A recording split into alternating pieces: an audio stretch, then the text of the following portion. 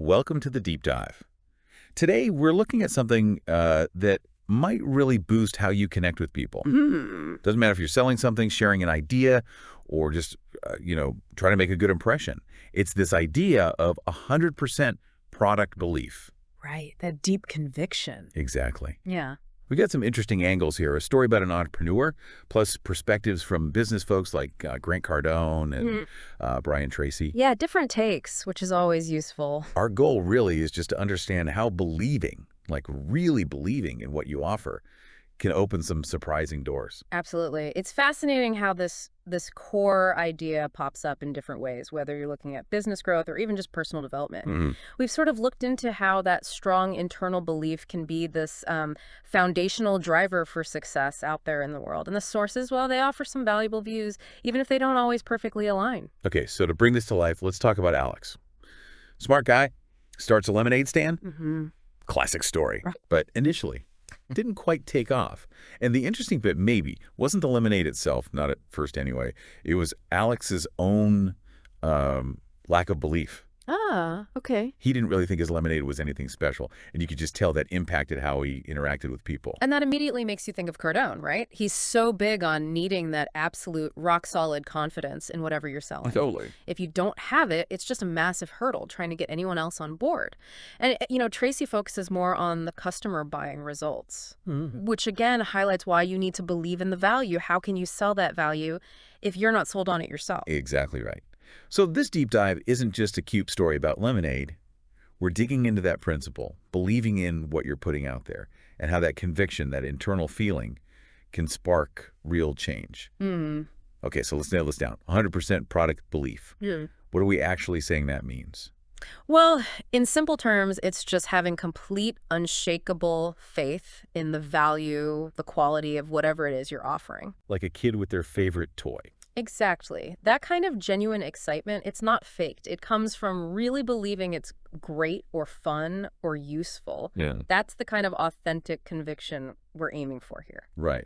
And going back to Alex at the start, the picture we get is someone who is almost like apologetic. Yeah, mumbling, avoiding eye contact. Definitely not projecting any confidence that this lemonade was worth trying. To him, it was just lemonade. Nothing special. And that lack of internal fire, that creates a huge barrier, doesn't it? It's so hard to get someone else excited if you don't have that spark yourself. Yeah. The whole foundation of sharing something effectively rests on your own genuine belief in it. Okay, so let's flip it. Say that belief starts to grow. What happens then? What are the good things we see?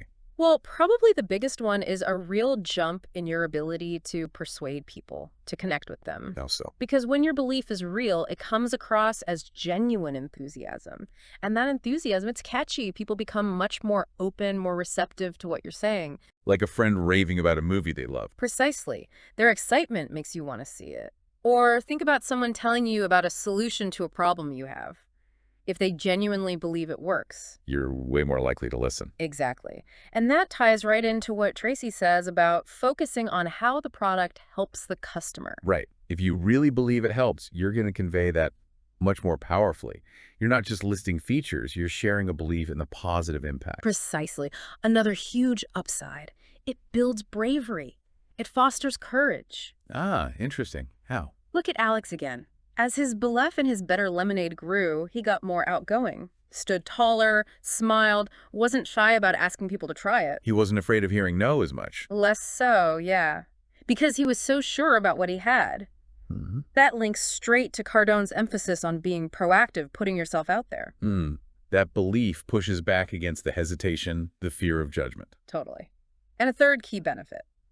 Believing in the value drives innovation. It pushes you to find solutions. Explain that a bit more. When you're truly convinced that what you have can help people solve their problems, you naturally start thinking, how can I make this even better? Okay. How can I enhance its ability to deliver that value? It changes your mindset from just making a thing to wanting to offer the absolute best solution. Yeah, that makes sense. It connects to Cardone seeing sales as like problem solving and delivering value. If you believe in the value, you'll naturally want to improve it. But, and this is important, even the strongest belief needs a reality check sometimes. There are potential downsides if it becomes too absolute, too unchecked. Right. Okay. Good point. So let's talk about those risks. What happens if that belief gets too strong? Well, one big risk is you can become blind to actual flaws.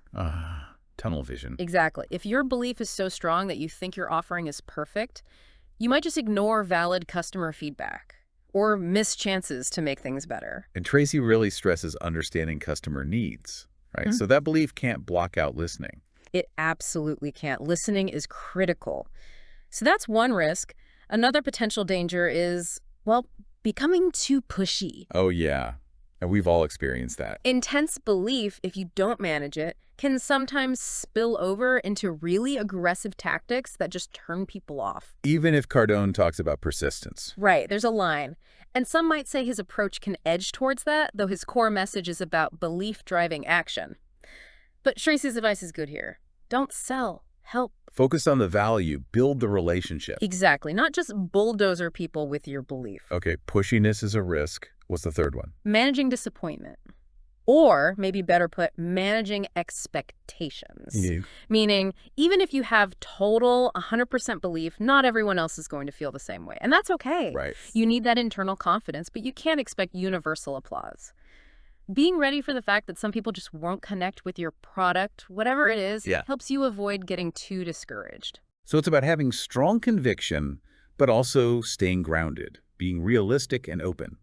Okay, let's swing back to Alex. That pivotal moment, the aha. What actually happened?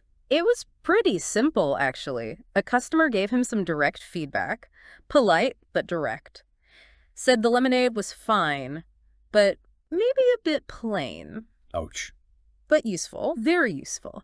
The customer even suggested maybe adding more lemon. And instead of getting defensive, Alex actually listened. That comment made him think, maybe the problem isn't just out there. Maybe it's the lemonade itself. So it wasn't some big dramatic event, just honest feedback hitting home. What did he do? He started playing around, experimenting, got different kinds of lemons, tried adding fresh mint. Okay. He even came up with a sugar-free version. And the key thing wasn't just changing the recipe, it was him tasting these new versions and genuinely thinking, wow, this is way better. This is amazing. So he became the true believer first. That was the catalyst, that internal shift. He finally believed in his own product deeply. And did that change how he acted? Like immediately? Oh, absolutely. Night and day almost. Once Alex had that real authentic enthusiasm bubbling up, it completely changed how he talked to people. He wasn't just serving lemonade. He was describing it with genuine excitement, talking about the fresh mint, the better tang. Did people notice? Totally. Customers could feel his new belief. And almost right away, interest picked up. The line started getting longer, and it's just like Cardone advises, be proud, be positive about what you sell. It's magnetic. It really shows how that interchange radiates outwards. Okay, so as Stan starts growing, becoming a real business, how did that core belief keep shaping things inside the company? Oh, it soaked into everything. First off, Alex's own passion was contagious. It really motivated his team as it grew. Right. He wasn't just giving orders, he was sharing his genuine belief in the lemonade's quality, the experience it gave customers. It's very much like Cardone talking about building a culture of greatness, everyone believing in the mission. Makes sense. Leading by example with real passion. What else happened internally because of that belief? Well, his belief in having the best product drove this culture of continuous improvement. Like we talked about before. Exactly. He wasn't happy with just good. He was always looking for ways to make the lemonade even better, actively asking for and using customer feedback, keeping that balance, right? That mirrors Tracy's point about constantly refining the product and the whole customer experience. So the belief wasn't static, it was fuel for getting better. What about just day-to-day customer interactions? Because Alex and the team genuinely believed they had something special, something valuable, they were committed to making sure customers had a great experience. How did that look? Offering samples enthusiastically, being genuinely friendly and helpful, dealing with any little issue quickly and positively, it really embodies Cardone's idea of always agreeing with the customer, prioritizing their happiness. Sounds like belief created a really customer-first attitude. And internal communication. Did it affect that? Definitely. Alex was really consistent and clear about why their lemonade was special, what made it different. He made sure every single team member got it. So everyone knew the value proposition. Yeah, and that created this shared sense of pride and understanding, which connects right back to Tracy's idea that a powerful sales message has to start with that internal conviction, that shared story. Got it. So everyone's on the same page, believing in the product, Mm-hmm. and the overall company vibe, the culture. It just fostered a really strong, positive culture. That shared belief created camaraderie, teamwork. People felt like they were part of something good. More engaged, more motivated. For sure. Because they actually believed in what they were doing. And as Cardone stresses, that kind of culture is absolutely fundamental for a business that lasts. Wow. So that 100% belief really shaped the whole internal environment.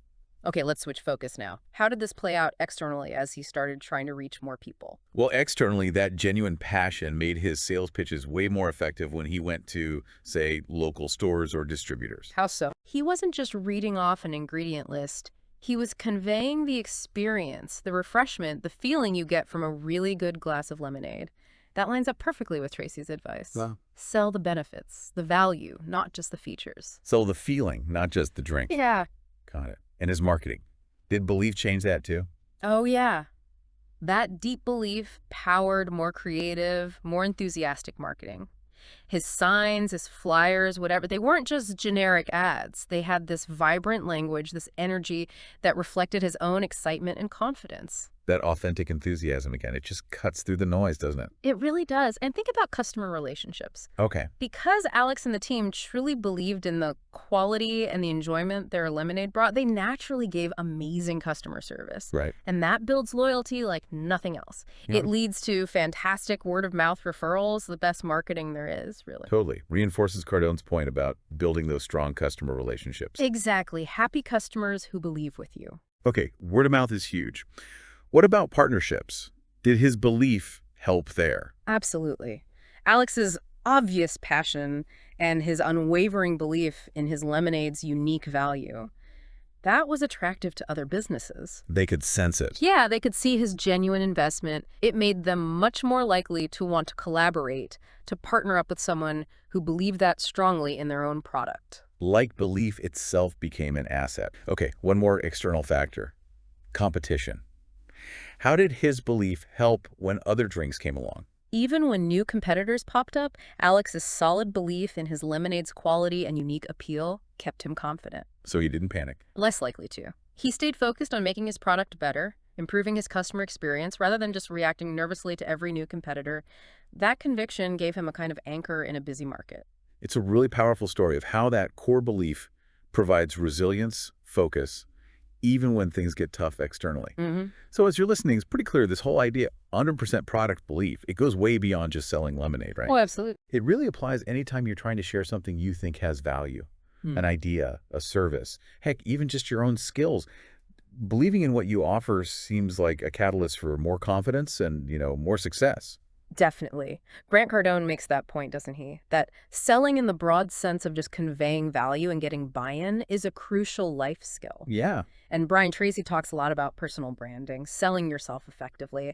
That all hinges on believing in your own worth, your own capabilities first. So Alex's journey from that hesitant kid at the stand to, as the sources put it, a successful entrepreneur, it was fundamentally powered by him developing that genuine belief. It wasn't just about tweaking the recipe. It was about his deep down conviction in the value, the enjoyment his lemonade offered. Which really brings us to a question for everyone listening, I think. Yeah. What's your lemonade? You Yeah. know, what do you truly believe in? Could be a product, an idea, maybe just your own potential. Good question. And how could really embracing that belief, fully owning it, help you achieve whatever your own amazing things are? It's worth pondering, isn't it? How can you cultivate that unwavering conviction in the value you bring? Definitely something to think about. Well, that's our deep dive for today. Thanks for exploring this with us. My pleasure. We really hope this look at 100% product belief gave you some useful insights, maybe even a little inspiration to believe more fully in your own lemonade. Welcome to the deep dive. Today, we're looking at something that might really boost how you connect with people. Doesn't matter if you're selling something, sharing an idea, or just, trying to make a good impression. It's this idea of 100% product belief. Right, that deep conviction. Exactly. Yeah. We got some interesting angles here. A story about an entrepreneur, plus perspectives from business folks like Grant Cardone and Brian Tracy. Yeah, different takes, which is always useful. Our goal really is just to understand how believing, like really believing in what you offer, can open some surprising doors. Absolutely. It's fascinating how this core idea pops up in different ways, whether you're looking at business growth or even just personal development. Mhm. We've sort of looked into how that strong internal belief can be this foundational driver for success out there in the world. And the sources, well, they offer some valuable views, even if they don't always perfectly align. Okay, so to bring this to life, let's talk about Alex. Smart guy, starts a lemonade stand. Mm-hmm. Classic story. But initially, didn't quite take off. And the interesting bit maybe wasn't the lemonade itself, not at first anyway. It was Alex's own lack of belief. Ah, okay. He didn't